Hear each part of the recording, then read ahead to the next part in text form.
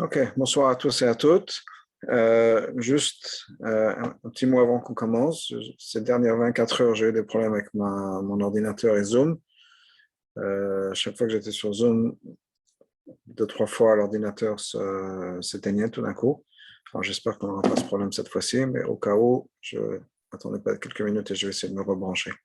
Voilà, ceci étant dit, je voudrais partager avec vous Sikha du Rabbi sur le Homer et la Tfila, qui est une sikha extraordinaire à plein de niveaux, mais un niveau en particulier est je dirais, les détails, la profondeur avec lequel le Rabbi prend quelque chose de l'ordre du Siddur, la manière dont les choses sont organisées dans le Siddur du Rabbi.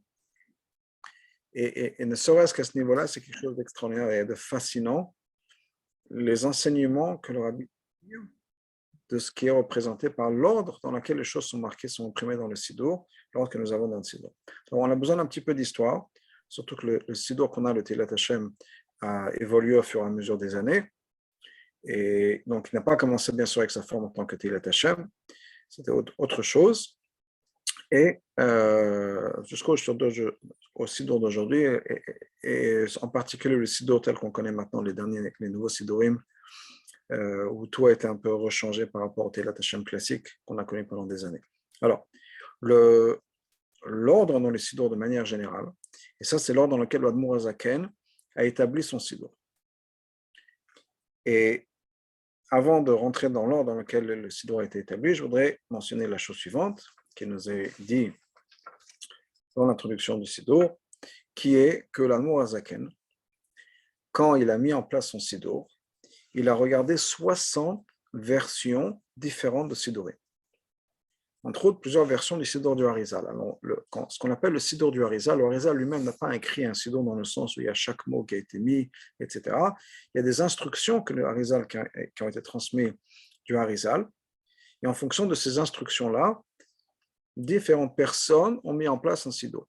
Mais il y a certaines choses qui changent. De la même manière que de manière globale, le Siddur, nous avons les instructions de Chazal, de ce qui doit être dit, mentionné, il y a des règles du Siddur, mais il y a des choses, les détails exactement de quel mot, etc., ne sont pas toujours les mêmes dans tous les Siddurim. Il y a des choses qui changent, en restant bien sûr dans les paramètres que Chazal nous ont donnés. Donc on mentionne certaines choses. Puis après, on va avancer des années, on arrive au Harizal, le Harizal donne des instructions, certaines choses qui doivent être faites d'après la Kabbalah, mais pas nécessairement un texte, on a vraiment le texte mot à mot. Donc il y a différentes versions de ce qu'on appelle le Siddur du Harizal qui ont été mis en place. L'Admour HaZaken a mis en place un Siddur qui est, comme c'est marqué dans la page de garde que nous avons, Alpi, basé sur le Harizal, mais aussi en accord avec la halakha et en accord avec la grammaire. Donc tous ces paramètres-là ont été mis en place dans le Mourazaken pour donner un texte qui est le texte le plus pur, le plus raffiné de la version du Siddur. Il y a certaines choses qui correspondent après la Kabbalah qui ne sont pas exactement en accord avec la halakha, ou autres. Je vais donner un exemple qui me passe en tête.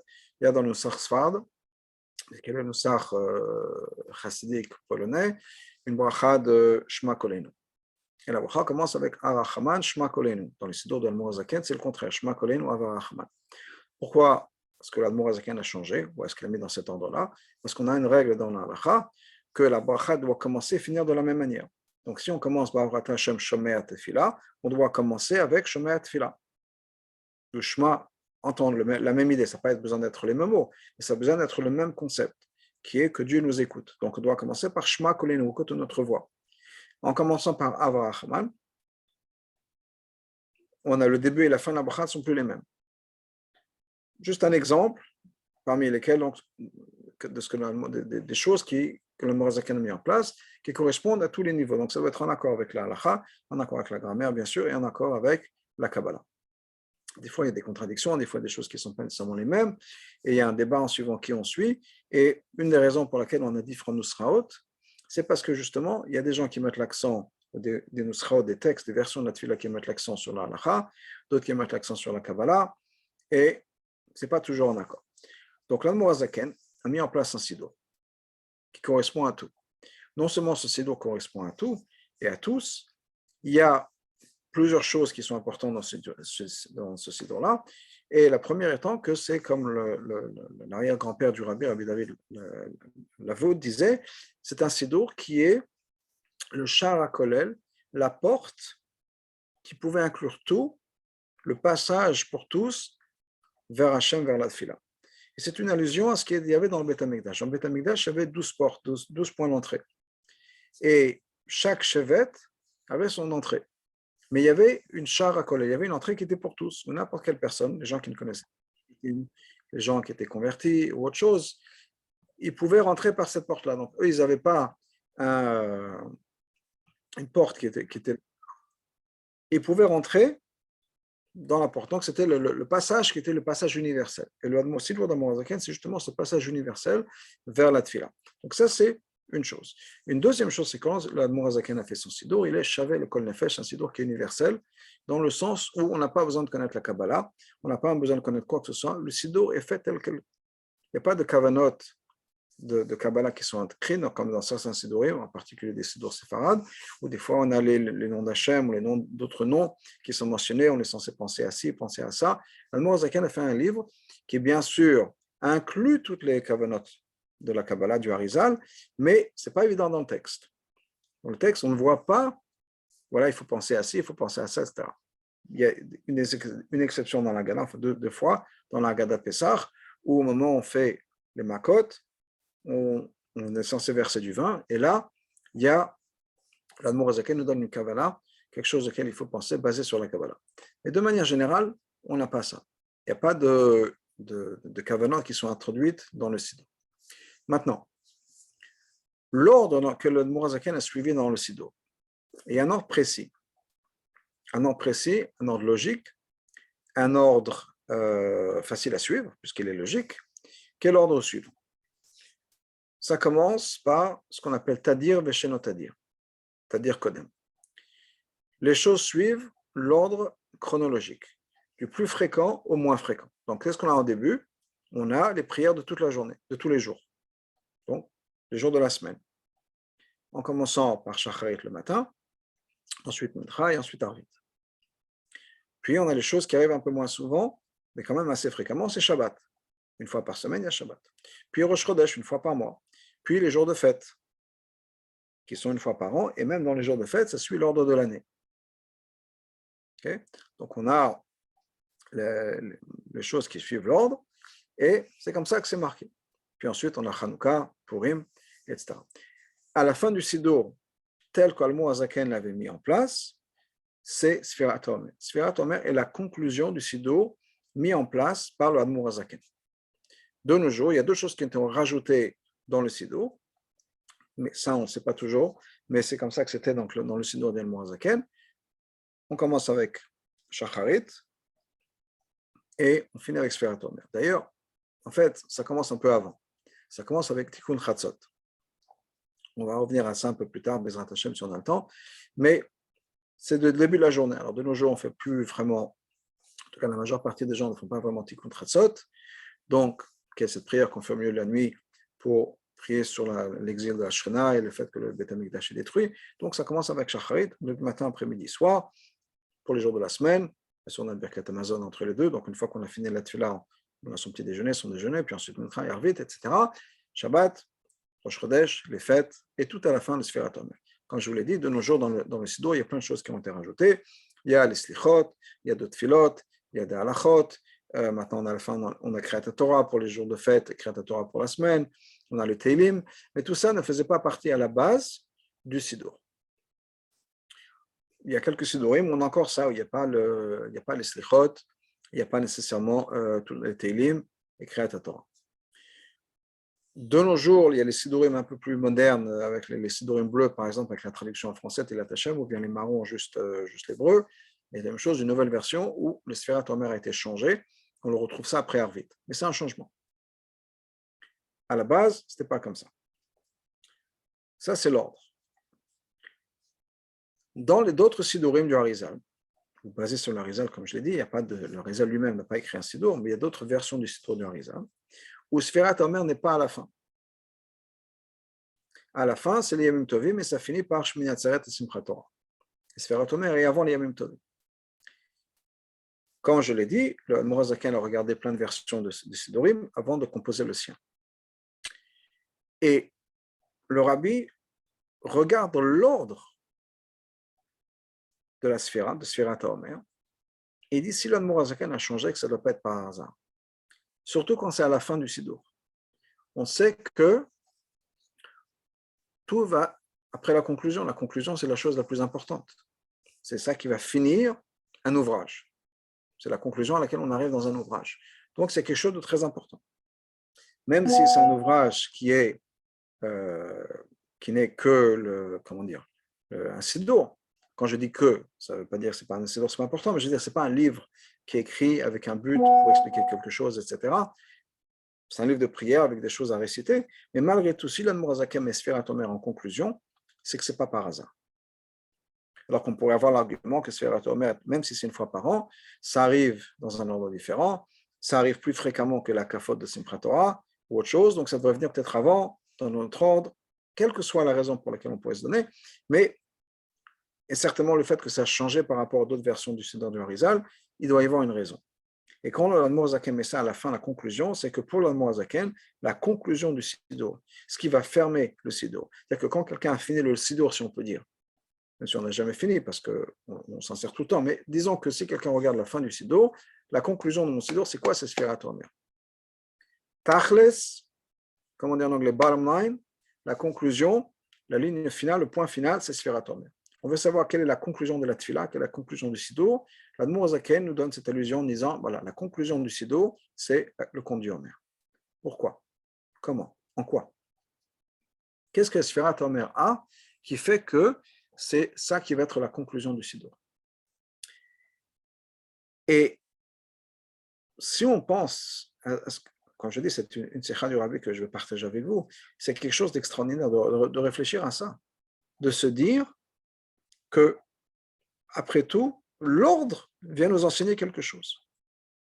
L'ordre du Siddur, la manière dont l'Admorazaken a mis les choses dans l'ordre, a établi les choses dans le Siddur, c'est que ça même c'est une leçon pour nous, et non seulement une leçon pour nous, une leçon importante, et quelque chose dans notre vie pour nous enseigner ce que représente la Tfila. Alors regardons ce que c'est que la Tfila. La Tfila, c'est une mitzvah. Sfirat Omer, d'ailleurs, c'est aussi une mitzvah, on n'en a pas parlé tout de suite, c'est une mitzvah qui est là pour nous préparer à Shavuot. Alors d'un côté, Sfirat Omer, il y a deux choses. Le conte du Homer, bien sûr, on appelle ça le conte du Homer parce qu'il est basé sur le Homer. Alors, le Homer, c'est quoi? Le Homer, c'était à l'époque du Beth Amikdash. On était censé amener le deuxième jour de Pessah une offrande d'orge. La quantité d'offrande qu'on amenait, la quantité d'orge, c'était un Homer. Un Homer, c'est une mesure. Donc, on devait amener un Homer d'orge. C'est ce qu'on devait amener. Et à partir de ce moment-là, la Torah nous dit, à partir du deuxième jour de Pessah, du lendemain de Yom Tov de Pessah, il faut amener le Homer, et à partir de ce moment-là, on va compter 50 jours, et le 50e jour, ça va être Shavuot. Et même si de nos jours, on n'a plus ça, on n'a plus la mitzvah du Homer, on n'a pas de Beth Amikdash, malgré tout, on a le compte qui est, comme on le sait très bien, cette préparation à Shavuot. C'est d'ailleurs la raison que les Rishonim nous donnent. On a un Midrash, Noranen Meloran, le Drasha Duran, qui nous dit que le compte du Homer, c'est une préparation à Shavuot. Le peuple juif comptait les jours au moment de la sortie d'Égypte en se disant quand est-ce qu'on va recevoir la Torah, sauf, ça fait déjà un jour qu'on est sorti, 2 jours qu'on est sorti d'Égypte, on sait qu'on va recevoir la Torah, mais combien de temps on va attendre? 1 jour, 2 jours, 1 semaine, 2 semaines, 3 semaines, 4 semaines. Moshe, quand est-ce qu'on reçoit la Torah? Il compte les jours. Il compte les jours avec impatience. C'est comme le Sefer HaChinuch nous dit, compter les jours, ça veut dire quoi? Compter les moments, ça veut dire on attend avec impatience. Le Sefer HaChinuch nous donne l'exemple de quelqu'un, d'un esclave, qui dit « Ah, j'en peux plus, quand est-ce qu'il va faire nuit, quand est-ce que je pourrais me reposer ?» Et il compte les heures, il compte les moments, parce que compter, c'est quelque chose qui montre notre impatience. Et donc le peuple juif est impatient de recevoir la Torah. Donc on a compté pour recevoir, ça va se dire quand est-ce qu'on reçoit la Torah, c'est une préparation à la Torah, c'est une préparation à Shavuot, préparation à Matan Torah. Mais il y a quelque chose de plus, et ça c'est le lien avec la Tfila. Alors je disais tout à l'heure, la Tfila c'est quoi? La Tfila c'est une mitzvah. Une mitzvah de prier tous les jours à Hachem. La mitzvah de la Tfila, le Rambam nous dit, c'est de supplier Hachem et de demander à Hachem nos besoins. Et il y a une mitzvah chaque jour de prier à Hachem, pas nécessairement les horaires, c'est-à-dire 3 fois par jour, Shacharit, Mincha et Arvit, mais au moins 1 fois par semaine, une fois par jour, je veux dire, je m'excuse, une fois par jour, de demander à Hachem. C'est une mitzvah de la Torah, donc c'est pour ça que c'est une mitzvah qui n'a pas un temps particulier. Et même les femmes devraient prier au moins une fois par jour. Mais la tfila, donc comme toutes les autres mitzvot, c'est quelque chose à faire. Dans les mitzvot, on a tout un tas de mitzvot où il y a des choses à faire, comme mettre les tzitzit, mettre les tefillin, allumer les bougies de Shabbat, manger kasher, etc. Il y a certaines mitzvot qui sont ce qu'on appelle chovat halevavot, une obligation du cœur. On a besoin d'avoir une kavana, et la kavana, c'est une mitzvah, c'est quelque chose qu'il y a dans la tête. Comme par exemple, va'avta et Hashem elokecha, aimer Hashem. Hashem, il n'y a pas une action particulière à faire, même si la Chassidut nous explique, et c'est basé sur la halakha aussi, que aimer Hashem, ça veut dire penser à Hashem, méditer, réfléchir à tout ce que Hashem fait pour nous, et comme ça on va arriver à aimer Hashem. Mais en tout cas, aimer Hashem n'est pas nécessairement quelque chose où on a une action à faire. Il y a des choses, d'autres choses comme ça, où on a besoin de se réfléchir, de penser, de réfléchir. Eh bien, la tefila, c'est quelque chose de très particulier. La tefila, c'est quelque chose de très particulier parce qu'on a les deux à la fois. D'un côté, on est censé dire des mots. Les mots de la tefila, ce n'est pas quelque chose qu'on peut penser. Si on pense juste la prière, on n'est pas yotse. Il faut dire les mots. Il faut dire les mots. Des fois, je vois certaines personnes qui lisent le Sidour sans prononcer les mots. La mitzvah de faire la prière, c'est de prononcer les mots. Pas juste de lire le texte avec les yeux, mais de dire les mots. Le texte, le Sidour, il est là uniquement pour nous dire quoi prononcer. C'est pour nous aider. Mais l'important, ce n'est pas d'avoir lu avec nos yeux ce texte-là. L'important, c'est d'avoir prononcé, dire les mots. Mais au-delà de ça, ce n'est pas juste dire les mots. Je disais tout à l'heure au niveau du Rambam, que le Rambam nous dit la mitzvah, c'est quoi? Les vakesh ou les tranen, c'est de supplier Hachem. Et supplier Hachem, ça ne veut pas dire juste des mots. C'est qu'on a besoin de se concentrer. D'ailleurs, le Rambam nous dit qu'il faut être fanet libo, il faut être vider son cœur, son pied de toute distraction, de tout ce qu'on a autour de nous, pour se concentrer et vraiment s'imaginer qu'on est devant Hachem et qu'on est en train de supplier, on demande à Hachem. De la même manière qu'on pourrait penser demander encore plus, mais demander à son patron une augmentation, un jour de vacances ou autre chose, on a vraiment besoin de se dire, je suis en train de demander à Hachem et de ressentir, c'est un sentiment qu'on a besoin d'avoir, ressentir le fait que je supplie Hachem, je suis dépendant de Hachem et je le supplie de le dire. Donc la kavana, c'est quelque chose qui est très important, qui est très essentiel dans la tefila. Et quand je dis kavana, ce n'est pas juste je pense à des choses spirituelles, c'est vraiment au moins au niveau le plus basique, ce ressenti, c'est-à-dire voilà, je vais demander à Hachem ce dont j'ai besoin pour la journée. Surtout si c'est shacharit, voilà, j'ai besoin bien sûr d'être en vie et la parnassa, que tout se passe bien et si on a des choses en particulier à demander, ça en particulier, mais c'est vraiment un ressenti. Et non seulement c'est un ressenti avec le texte, mais c'est un ressenti au-delà du texte. C'est-à-dire que même si on peut faire certaines mitzvot sans réfléchir, il y a des mitzvot pour lesquelles il faut avoir la kavana. Mais la kavana, ce n'est pas l'action de la mitzvah. C'est quand je fais la mitzvah, je dois y penser. Je dois penser à ce que je fais, je dois me concentrer sur ce que je suis en train de faire, je dois penser à ce que je suis en train de faire. Et si je fais la prière sans penser que je suis en train de demander à quelque chose à Hachem, ça n'est pas une prière. J'ai lu une liste, une page, 2 pages, 20 pages, 30 pages en hébreu, mais ce n'est pas une prière, ce n'est pas une tefila. C'est juste avoir lu un texte en hébreu. Ce qui marche peut-être pour la Megillah d'Esther, pour Kriyat Torah, mais ça ne marche pas dans la prière, parce que la prière, encore une fois, c'est que je demande à Hachem quelque chose. Je le ressens vraiment profondément, que je suis en train de supplier, de demander à Hachem pour quelque chose. Si je n'ai rien demandé, dans le sens où je n'ai pas ce sentiment-là, je n'ai pas de sentiment que je suis métranen, que je supplie Hachem. Je n'ai pas fait de prière. J'ai lu un texte en hébreu, j'ai lu les pages, mais ce que la prière représente, qui est avoda shebelev, ce service du cœur, où je suis en train de servir Hachem avec tout mon cœur, ou avec une partie de mon cœur. En tout cas, je suis en train de servir Hachem. C'est un ressenti. Si je n'ai pas ce ressenti-là, je n'ai pas fait de tefila. Ça ne veut pas dire qu'on ne peut pas le faire. Il ne faut pas dire les mots si on n'a pas ce ressenti. Il faut le faire. Mais ça explique un peu ce que les chassidim disaient de temps en temps, qu'enfin on a une prière peut-être 5 minutes ici, 5 minutes là, et on espère qu'à la fin de l'année, on a fait toute une prière entière avec le ressenti. Parce que c'est quelque chose qui demande quand même un effort, une concentration. Et pourquoi? Pour se mettre vraiment dans le bain de ce qu'on est en train de vivre. Je suis en train de demander quelque chose à Hachem, je suis en train de demander une faveur, un service à Hachem, je suis en train de lui demander la parnassa, de guérir quelqu'un, s'il y a besoin de quelqu'un n'est pas bien, je suis en train de lui demander quelque chose dont j'ai vraiment besoin. Et de la même manière qu'on pourrait supplier un agent de police qui nous a arrêtés pour un excès de vitesse, on dit s'il vous plaît, monsieur l'agent, soyez gentil, laissez-moi, quelle que soit la raison, je parlais tout à l'heure d'un patron ou autre chose, c'est vraiment ce ressenti-là qu'on a besoin d'avoir. Et si on n'a pas ce ressenti, on n'a pas demandé. Donc, ce n'est pas que dans la tefila, la kavana est importante. Sans kavana, il n'y a pas de tefila. Ce qu'on appelle dans le monde de la yeshiva, le chefza, l'objet de la mitzvah n'existe pas. Ce serait peut-être comme avoir mettre des téfilines sans le parchemin à l'intérieur, une mezouza sans le parchemin. On n'a pas. Ce n'est pas juste qu'il manque quelque chose. C'est qu'il n'y a pas d'objet de mitzvah, il n'y a pas de mitzvah dans ce sens-là. Et donc ça, c'est quelque chose de fondamental dans la tefila. C'est ce ressenti, de se sentir vraiment présent devant Hachem et à supplier Hachem pour quelque chose.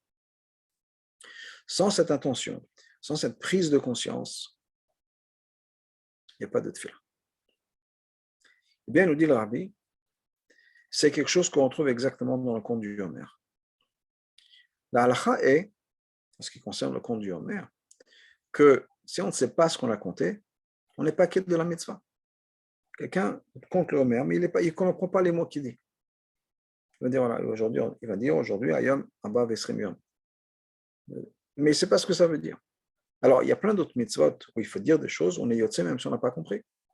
Quand on écoute la Megillah d'Esther, on n'a pas besoin de comprendre l'hébreu. Si on a écouté en hébreu, on est yotze. Alors, si on veut écouter dans une autre langue, on a besoin de comprendre ce qu'on dit. Mais si quelqu'un a écouté la Megillah d'Esther en hébreu, même si on ne comprend pas l'hébreu, on est quitte de la mitzvah. On a fait le schéma en hébreu, même si on n'a pas exactement compris ce qu'on dit, on est aussi de la mitzvah. Le conte du Homer, ça ne marche pas comme ça. Le conte du Homer, on a besoin de savoir ce qu'on dit. On a besoin de compter, parce que si ce n'est pas un conte, si on dit des mots et qu'on ne comprend pas. Il y a d'autres choses comme ça, comme le Kol Chamira qu'on a dit à Pessah, quand on élimine le Chametz, il faut savoir, il faut comprendre ce qu'on dit. Si on a dit des mots et qu'on n'a pas compris qu'on est en train d'annuler le Chametz, on n'a pas annulé le Chametz. Mais c'est donc, encore une fois, c'est juste pour nous dire quoi dire. Et si on ne l'a pas dit, on ne comprend pas ce qu'on est en train de dire, on n'est pas yotze. Donc, pour le conte du Homer, on a absolument besoin de comprendre ce qu'on dit. Et si on n'a pas compris ce qu'on dit, je ne sais pas ce que je suis en train de dire, il n'y a pas de mitzvah du Homer. Je n'ai pas compté. J'ai dit des mots, mais je n'ai pas compté. Donc, la première ressemblance qu'on a entre la tefila et le conte du Homer, c'est que dans les deux, la mitzvah, c'est pas la kavana, l'intention qu'on a, c'est pas juste quelque chose qui est bien pour embellir, pour compléter la mitzvah. C'est que la mitzvah est d'être présent et de comprendre ce qu'on est en train de faire. Dans la tefila, c'est de comprendre que je suis en train de servir Hachem, et dans l'Homer, c'est de comprendre que je suis en train de compter quelque chose. Sans comprendre les mots que je dis, le chiffre que je dis, je n'ai pas compté. Donc, il y a les deux. Et on voit ça, cette idée-là, que le Homer, justement, donc, est la conclusion du Sidour. Si on va arriver à comprendre ce que c'est que la tefila, le Sidour, c'est comprendre et ressentir que je suis en train de parler avec Hachem. Ressentir que je suis en train de demander à Hachem quelque chose. Sans ça, de la même manière que le Homer ne compte pas, eh bien, la tefila n'est pas vraiment une tefila. Encore une fois, je ne veux pas dire à qui que ce soit, je ne veux pas que ce soit mal compris en disant ouais, si je ne comprends pas ce que je dis ou si je n'ai pas cette présence d'esprit, il vaut mieux ne pas prier. Pas du tout. Il faut faire ce qu'on a à faire. Mais essayer au contraire de s'investir dans cette tefila, dans cette kavana, et d'essayer d'être un peu plus présent. Ne serait-ce que pour un petit moment, ne serait-ce que juste cette kavana klali dont le Rabbi nous parle dans Yom Yom, qui est de comprendre qu'on est devant Hachem et qu'on lui demande certaines choses. On n'est pas là, donc justement, pour lire des mots en hébreu, mais c'est vraiment un moment où on va demander à Hachem quelque chose. Et avoir ce sentiment. Ça, c'est un point déjà de ressemblance entre la tefila et le Homer, et que encore le Homer nous montre cette idée de la tefila. Il y a un autre point. Un autre point qui est l'impact que ça va avoir sur la personne. Qu'est-ce que je veux dire quand je dis l'impact que ça va avoir sur la personne? Eh bien, quand on prie, on devient quelqu'un d'autre. Pourquoi? Parce qu'on prend justement cette conscience-là. Je suis assis, je suis en train de prier, et je suis en train de faire le vide dans ma tête en disant, OK, j'ai plein de choses dans ma tête, j'ai mon téléphone qui sonne, j'ai tout un tas de messages, j'ai tout un tas d'emails, etc. Mais là, je fais le vide, et je suis en train de parler avec Hachem. J'ai des choses importantes à lui dire, des choses qui sont sur mon cœur, ou des choses dont j'ai besoin, je parle avec Hachem et je le supplie parce que j'ai vraiment besoin de lui. Quel est l'impact que ça va avoir sur la personne? Imaginez-vous si on pouvait vraiment faire ça tous les jours. On est vraiment en train de comprendre, de prendre conscience qu'on est en train de parler avec Hachem. On serait changé, on serait quelqu'un de complètement différent. Tout d'abord, je pense qu'on attendra avec impatience le moment de la tefila. Parce que c'est un moment où on peut parler avec Hachem, on a un rendez-vous avec Hachem. Imaginez-vous, on dit voilà, vous avez une audience avec le rabbi. Demain matin, 7h, 8h, 9h, en fonction de l'heure à laquelle vous allez faire la tefila, rendez-vous avec le rabbi. On va attendre avec impatience. Et là, c'est avec Hachem. Donc, si on prend vraiment conscience de ce qu'on est en train de faire, on ne peut que attendre la tefila. On est déjà une personne qui a déjà changé, parce qu'on est une personne qui attend avec impatience le moment de la tefila. C'est le moment où j'ai mon rendez-vous avec Hachem. Je peux parler avec Hachem. Et on a un sentiment de gratitude avec Hachem, de remerciement. Merci Hachem. D'abord, de me permettre de te parler. Hachem me donne l'opportunité d'un rendez-vous demain, le temps que je veux. Demain, cet après-midi, ce soir, 3 fois par jour, j'ai rendez-vous avec Hachem et je peux lui demander ce que je veux. Maintenant, il y a des textes à dire, etc., mais au bout du compte, c'est une porte ouverte. Ce que je veux, au moment où je veux, plus ou moins, je peux demander à Hachem. La gratitude qu'on va avoir. Et ça aussi, ça va nous changer à l'intérieur. Et quand on demande et qu'on fait ce travail à l'intérieur de soi-même, à faire le vide, une fois qu'on est présent devant Hachem, on a vraiment ce ressenti-là. On est transformé par la tefila. On devient quelqu'un d'autre. Alors quand on fait ça, on est changé. Je parlais tout à l'heure du mot de chefza, c'était l'objet de la mitzvah, c'est-à-dire la tefila même, la kavana est importante, mais maintenant le gavra, la personne, est une personne qui était transformée. On est changé. On est changé par cette attitude de la tefila où je suis vraiment en train de supplier Hachem, de parler avec Hachem, etc. Puis la même chose se passe avec le Homer. D'ailleurs, on le dit dans la tefila qu'on dit après le Homer. Qu'avec ça,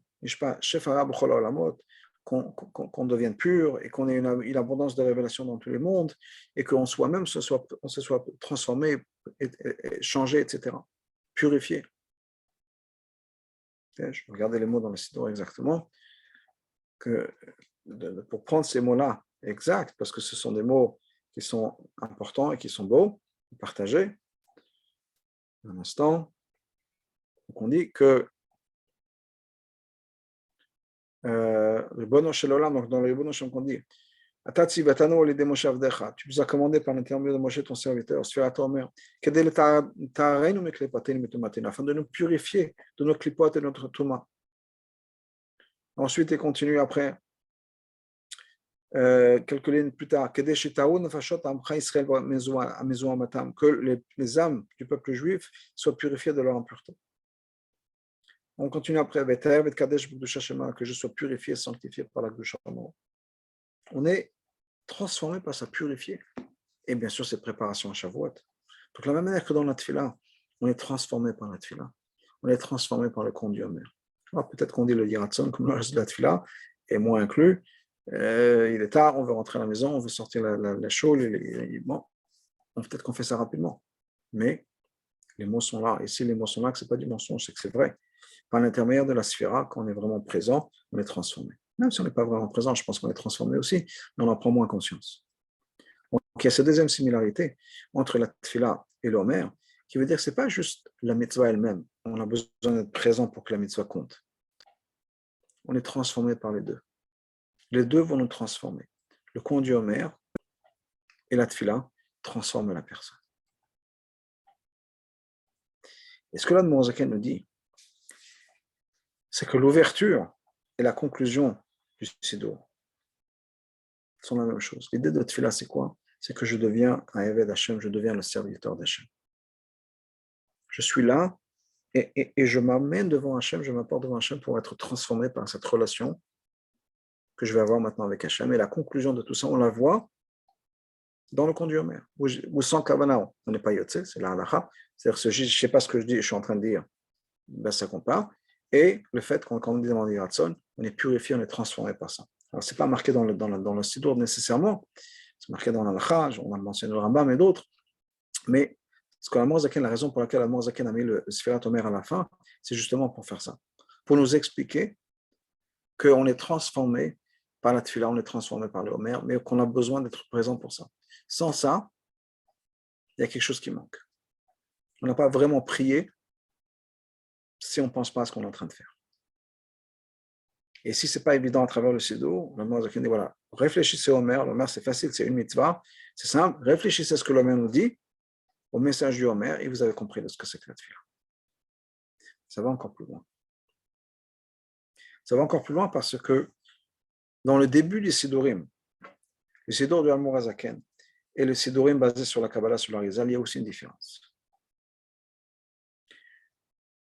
Le Siddur du Arizal, un Siddur en particulier, le Siddur du Rashash, commence avec cette introduction qui nous dit que c'est fait pour les gens qui veulent réparer les mondes supérieurs. Et avec certaines kavanot, que le Mozaken n'était pas là pour les kavanot, pour la Kabbalah. Le Siddur Mozaken, ce n'est pas pour les gens qui, c'est pas uniquement pour les gens, je devrais dire, qui connaissent la Kabbalah. C'est pour tout le monde. Donc la Kabbalah n'a pas été introduite, mais elle est là. Elle est là, mais sans que ce soit révélé, sans que ce soit évident. L'Admor Zaken commence avec Tikkun Chatzot. Dans nos éditions, ça n'y apparaît plus parce qu'on ne fait plus Tikkun Chatzot. Mais ça commence avec Tikkun Chatzot, cette prière qui est faite en milieu de la nuit. Et là-bas, l'Admor Zaken nous explique l'importance de se lever à Tikkun Chatzot, l'importance de Tikkun Chatzot, et il conclut en disant c'est pour ça que chaque personne devrait essayer de temps en temps de le faire quand il peut, pour être un Eved Hashem, pour être un serviteur d'Hashem. Là où l'Admor Zaken met l'accent, pourquoi est-ce qu'on commence avec ça? Parce que l'idée de la Tfila, c'est d'être un Eved Hashem. Et donc l'introduction, le début du Siddur, c'est cette idée-là, d'être Eved Hashem, pas de changer, avoir un impact sur les mondes supérieurs. Le résultat, peut-être que oui, peut-être que non. Ce qui est important, c'est ce que je vais faire. Que je sois un Eved Hashem. La Tfila est là pour que je sois un Eved Hashem. Mais d'ailleurs, il y a quelque chose de très intéressant, de fascinant dans le concept de la Tfila. On a répété plusieurs fois à travers ce cours que la Tfila, c'est quoi? C'est de demander à Hashem, Bakashat, c'est demander à Hashem de nous écouter et de nous donner ce dont on a besoin. Qu'est-ce qui se passe si Hashem ne le fait pas? Est-ce qu'on est quitte de notre mitzvah, de Tfila? Voilà, personne n'a besoin de Parnassa, personne n'a besoin de quelque chose. Voilà, j'ai une facture à la fin du mois, aujourd'hui, demain c'est le 1er mai, demain j'ai besoin d'avoir, moi personnellement, $15,000. Alors, je prie à Hachem aujourd'hui, Hachem s'il te plaît, envoie-moi ces $15,000. Pour une raison ou une autre, Hachem ne le fait pas. Peut-être qu'il enverra après-demain, peut-être qu'il enverra 20 000, mais disons que pour une raison ou une autre, Hachem ne le fait pas. Est-ce que je n'ai pas prié comme il faut? Absolument. Le résultat n'a rien à voir avec la mitzvah.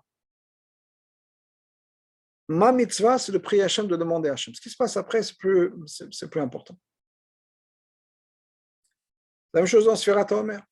Le compte du Omer, c'est de compter aujourd'hui. Ah, c'est censé, ça fait partie de faire un tour pour une préparation à Shavuot, oui, mais j'ai une mitzvah aujourd'hui de faire ce que j'ai à faire. Et si demain c'est un autre jour, demain c'est un autre jour, et dans quelques semaines c'est Shavuot, mais j'ai une mitzvah aujourd'hui, rien à voir avec le fait que dans Shavuot c'est dans quelques semaines. J'ai ma mitzvah aujourd'hui. Eh bien, ce que l'Admor Zaken nous dit effectivement dans la Tfila, est-ce que ça va transformer les mondes? Peut-être que oui, peut-être que pas. Ça va le faire. Mais ce n'est pas mon problème. Le Siddur commence, d'après l'Admor Zaken, par le fait que j'ai besoin d'être un Eved Hashem. Pas d'être metaken l'olamot elonim, pas besoin de transformer le monde nécessairement, pas besoin d'avoir ce changement, cette transformation nécessairement au niveau du monde. Ce qui est important, c'est ma relation avec Hashem, c'est important, c'est d'être un Eved Hashem, d'être le serviteur d'Hashem. C'est ça qui compte. Comme dans le Sfirat Omer. Ce n'est pas le résultat qui est important. Ce qui est important, c'est de faire ce que j'ai à faire. Et ce que j'ai à faire, ce qui est représenté par la Tfila, c'est cette relation avec Hashem. Alors oui, bien sûr, le monde va être transformé. Le monde va changer parce que je fais, comme on l'a dit dans la Tfila du Homer. D'ailleurs, la dernière ligne, je les ai pas lues, mais on dit à la fin, qu'est-ce qui va se passer? Allez, Dezet par ça,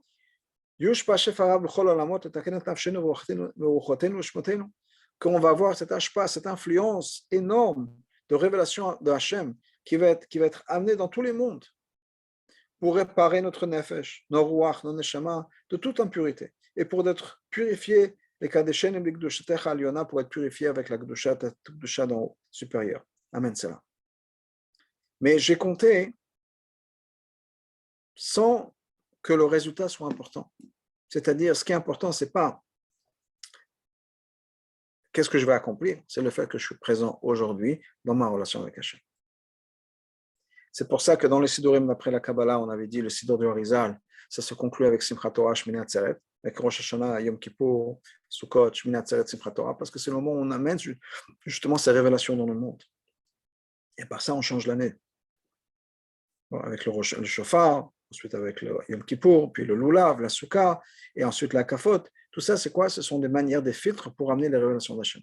Oui, ça commence avec le Shofar de Rosh Hashanah, ensuite c'est ramené par l'encens de Yom Kippur d'Ektoret, ensuite on a parlé la semaine de Parashat Achrei, ensuite avec le Lulav, c'est un peu cette antenne qui va ramener cette Gdusha en nous, et ensuite on n'a plus de Lulav, c'est la kafot, la joie qu'on a, etc. Tout ça, c'est une influence qui va venir dans le monde, c'est le résultat. Moi, Zaki nous dit, c'est pas avec ça que je veux finir. Parce que le tachlis de la tefila, c'est pas nécessairement le résultat. Tachlis de la tefila, c'est que je suis là et je fasse ce que j'ai à faire dans la relation avec Hachem. Alors, bien sûr, on va tout changer, on va transformer. Il y aura toutes les brochot dont on a besoin, comme on dit dans l'Amida, dans la prière. Que Hachem, il est refait cholim, il guérit les malades, il est mvar chanim, il donne la parnassa. Toutes les brochot vont se passer. Mais l'essentiel dans ma tefila, c'est ma relation avec Hachem. Et ce n'est pas ma relation avec Hachem que les choses vont se transformer. Donc, une leçon très importante, comme je l'ai dit au début, c'est une leçon que le Rabbi apprend, ne serait-ce que de l'ordre dans lequel les choses sont placées dans le Siddur. Imaginez, l'ordre dans lequel les choses sont placées dans le Siddur, par le Admorazaken. Après, il y a d'autres imprimeurs qui ont changé certaines choses. Mais comme l'Admorazaken a mis dans son Siddur, cet ordre-là, lui-même nous enseigne l'essence de la Tefila. Parce que si l'Admorazaken a mis dans cet ordre-là et qu'il a voulu conclure avec un point particulier, c'est que c'est parce que c'était exactement comme ça que ça devait être. Et si la conclusion du Siddur Admorazaken, c'est la Sfira Tomer, c'est pour nous dire que la Sfira Tomer représente, et la conclusion, c'est-à-dire la fin, la finalité de tout ce que la Tefila représente. Et juste pour nous-mêmes faire cette conclusion, ramener les points importants de cette idée-là, qui est, première chose, c'est la kavana, pas juste avoir une kavana en plus de l'action. De la même manière que dans la tefila, si je ne ressens pas que je suis en train de demander à Hachem quelque chose, je n'ai pas vraiment demandé. Donc j'ai besoin d'être présent dans mon idée, présent dans ma relation avec Hachem, qui est l'idée de conduire mer. Si je ne sais pas ce que j'ai compté, ben, je n'ai pas compté. J'ai dit des mots en hébreu. Mais si je n'ai pas compris qu'aujourd'hui c'est le 24e ou le 23e ou le 22e ou le 56e jour du Homer, bien sûr il n'y a pas de 56 jours, mais comprenez ce que je veux dire, c'est qu'on a besoin d'être conscient du chiffre. Si je ne suis pas conscient du chiffre, je n'ai pas compté, j'ai dit des mots, mais je n'ai pas fait un compte. Un compte, c'est 1, 2, 3, 4, 5. Ce n'est pas juste répéter des mots. Donc, j'ai besoin d'être conscient. La même chose, donc le Homer représente ça. Le Homer représente cette idée d'être conscient, présent dans ce que je suis en train de faire. Et dans ce cas-là, c'est ma relation avec Hachem, que je suis en train de vraiment de comprendre que je suis devant Hachem, et je suis en train de le supplier, de lui demander les choses dont j'ai besoin. Deuxièmement, ça me transforme. La prière va transformer la personne. Et de la manière, le Homer, le conduit Homer, nous dit ça clairement dans la tefila qu'on a, on est transformé par ça. Troisièmement, même si le résultat n'est pas important dans la tefila, ma mitzvah, ce n'est pas d'obtenir un résultat, la mitzvah, c'est de prier à Hachem. Malgré tout, le résultat va arriver. La chose dans le conduit Homer, c'est une préparation à Shavuot, c'est une idée de transformer le monde aussi. Mais ce qui est important, c'est le fait que je fasse mon effort aujourd'hui. Shavuot, c'est dans quelques semaines, on n'est que dans la 3e semaine du Homer. Donc, on est dans la 4e, on rentre dans la 4e semaine du Homer, mais c'est d'être présent, de compter aujourd'hui. Pas de compter demain, pas de compter ce qui va se passer dans 3 semaines, de compter aujourd'hui.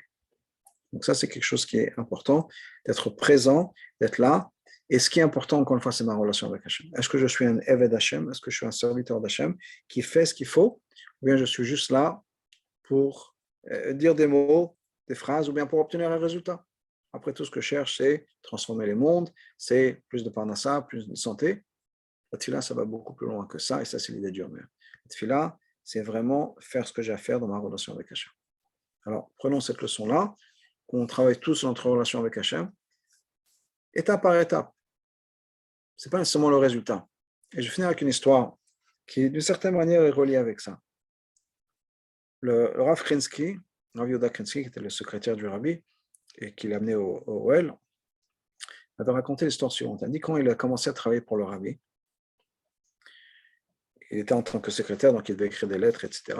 Il rentre chez le rabbi, et le rabbi lui donne une lettre à taper. Ce que le rabbi faisait, c'est qu'en général, il répondait sur la lettre même que la personne a envoyée, le rabbi mettait les points qu'il voudrait adresser. Maintenant, ce qui se passait assez fréquemment, c'est que donc c'était le rabbi qui écrivait sur les marges, donc il commençait là où il y avait, au niveau de la page où il y avait le point auquel le rabbi voulait répondre, donc il commençait à écrire dans la marge, puis il descendait. Et des fois, il n'y avait pas assez de place pour répondre juste dans la marge, donc il écrivait en bas.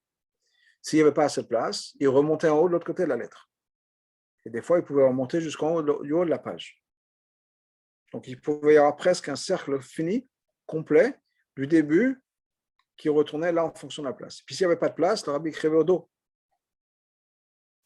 Donc, quand on voit cette là, c'est un peu compliqué de dire, oui, par où je commence et comment est-ce que je sais qu'il y a le début, qu'il y a le début. Alors ça, c'est s'il y avait un point. Imaginez, des fois, il peut y avoir plusieurs points, etc. Donc, des fois, ça peut être un peu... ça peut faire peur en tant que secrétaire. Et le rabbi, il voit que le Rav Kensky, donc en tant en jeune homme, comment il a eu un coup de panique. Le rabbi, il a dit, t'inquiète pas, tu commences du début, mot à mot, tu suis, tu verras que ce sera très facile. Tu vas suivre. Donc, tu commences du début, tu fais étape par étape. Et je pense à ça en parlant du Homer ou de la Tfila, de se dire, et je m'inclus moi-même dans cette idée-là, parce que je suis loin d'être présent comme les mots que j'ai partagés, qui sont les mots du Rabbi, et je suis loin d'être là. Mais ce que je me dis, c'est que des fois, au lieu de se faire peur, je n'en arriverai jamais, de faire étape par étape, d'être présent, de prendre 30 secondes. Et 30 secondes, c'est assez long. Et 30 secondes, peut-être après, on peut faire une minute. Au début de la Tfila, ou à un moment donné dans la Tfila, c'est bien d'être organisé, se dire, OK, est-ce que je suis vraiment présent là, je suis en train de parler avec Hachem, je suis en train de supplier Hachem, prendre quelques secondes pour vraiment avoir ce ressenti-là. Ce que les Chassidim faisaient avant la Tfila, une fois qu'ils avaient le talit et les tefilin pour les hommes, c'est de prendre quelques moments, pour certains c'était des heures, pour d'autres c'était des minutes, mais de réfléchir un peu à un lien de Chassidut, etc. Mais c'est l'idée de se mettre dans cette zone, si on peut dire, de relation avec Hachem. Donc de le faire sans se faire peur, sans trop s'inquiéter, prendre quelques secondes avant au dos ou à un autre moment, dire ok, je vais réfléchir, est-ce que je suis vraiment présent là, je suis en train de parler avec Hachem. Je me dirais peut-être juste de se dire cette phrase-là, ça peut déjà changer quelque chose. En tout cas, chacun là où on en est, de essayer de faire cet effort-là dans cette direction-là, que Bezrat Hashem, on arrive à se transformer soi-même, à devenir le Eved Hashem dont le Rabbi Admorazaken parle, et certainement qu'on puisse avoir ce qu'on dit à la fin dans Sfirat Omer, que Hashem nous ramène l'avoda, le service dans le Beth Amikdash, parce qu'on a reconstruit le Beth Amikdash, soit B'meher B'yameinu, Amen. Salam.